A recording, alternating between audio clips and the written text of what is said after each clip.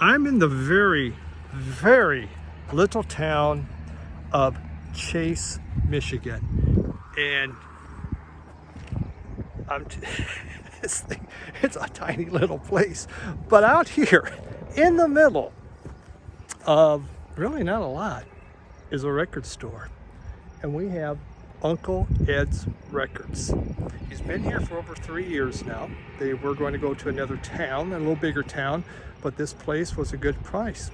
And so they decided, let's just do it here. And business is good. They keep increasing. You know, it's on the way up as you head north so people can find it if you know what you're looking for. The highway is 1 block over, so you need to know what you're looking for. So my thing, if you live in Minnesota and you're heading north and you're on 131, you can get off in about 10 miles, you can come to Chase, and here it is, Uncle Ed's Record Store. So let's go in and let's take a look. Well, I have to show you some rocks. This is the only place, God, what did you call those? It's a type of conglomerate, but it's something that is very native to Michigan from the glaciers. And we're going to show you those. Now, this is the first time seeing the record store. We got lots of milkweed here that are growing for the monarchs, which is really good. But these are all just glacier rocks that they've been collecting and bringing in. But you can see these types of conglomerate that are very special. And he goes, we're the only record store that has this. And I'm going to agree with him. I will not argue that point whatsoever.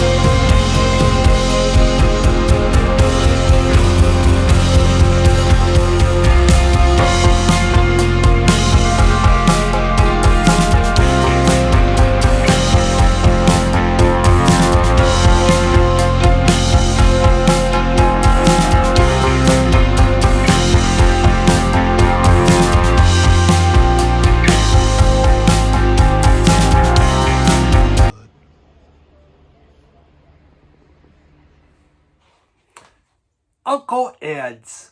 That was Uncle Ed's record store is like this surprise. You're not expecting anything. You're going through one of these towns that basically saw better days like a half century ago. I mean, nothing's happening there.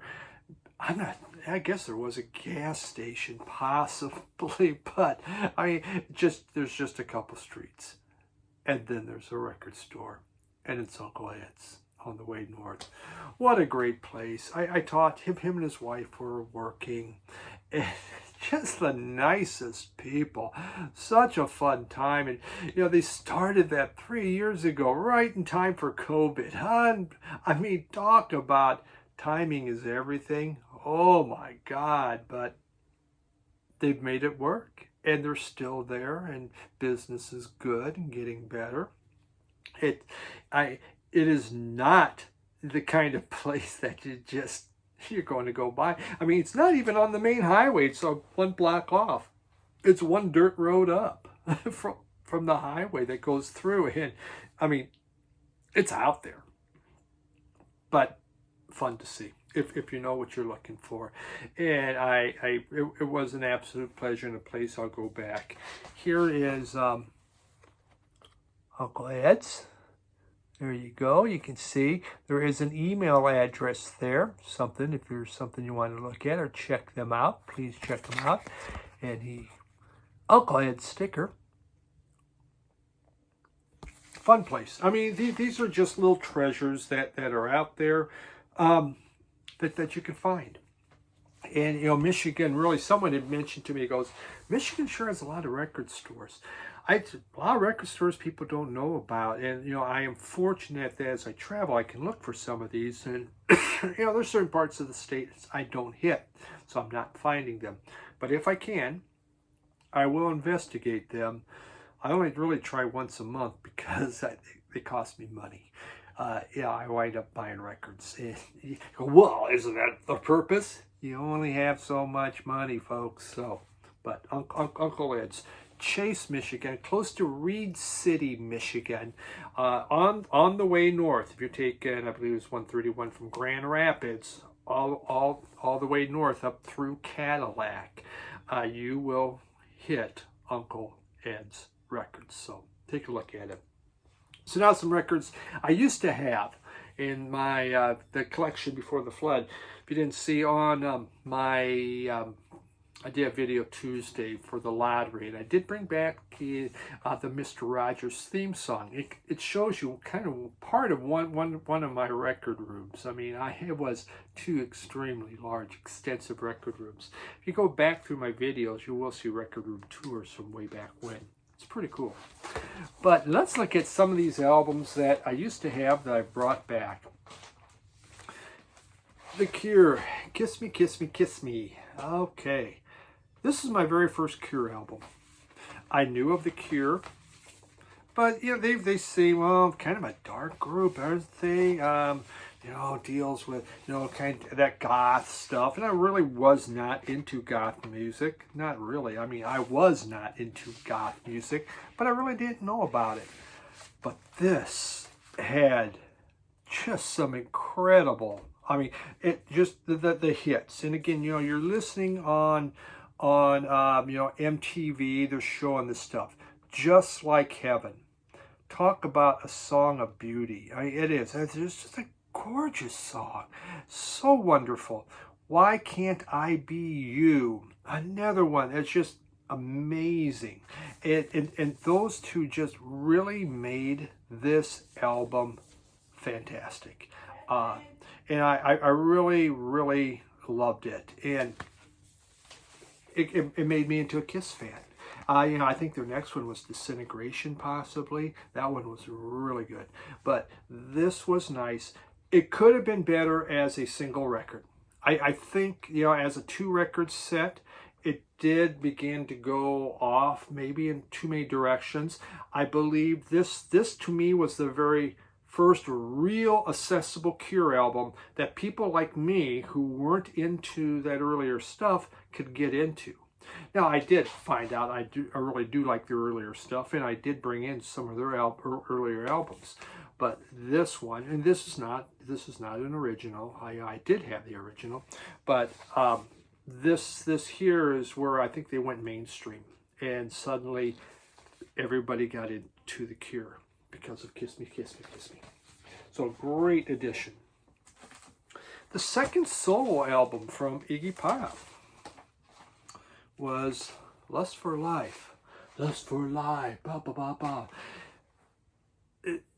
Here, what I found interesting is the Sales brothers, Super Sales Kids. Tony Sales and Hunt Sales. Yeah, Tony and Hunt Sales are on here.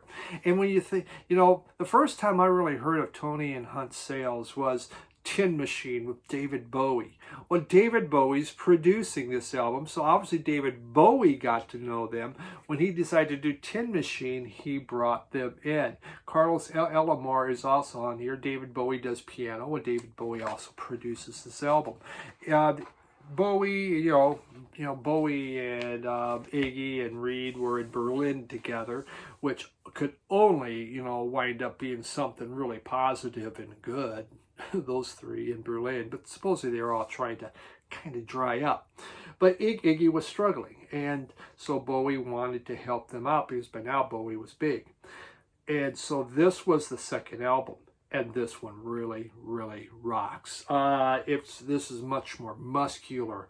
Maybe it's not as introspective as his previous one, but it does have the incredible great song Lust for Life, and Passenger is on here, and Passenger is just a beautiful song.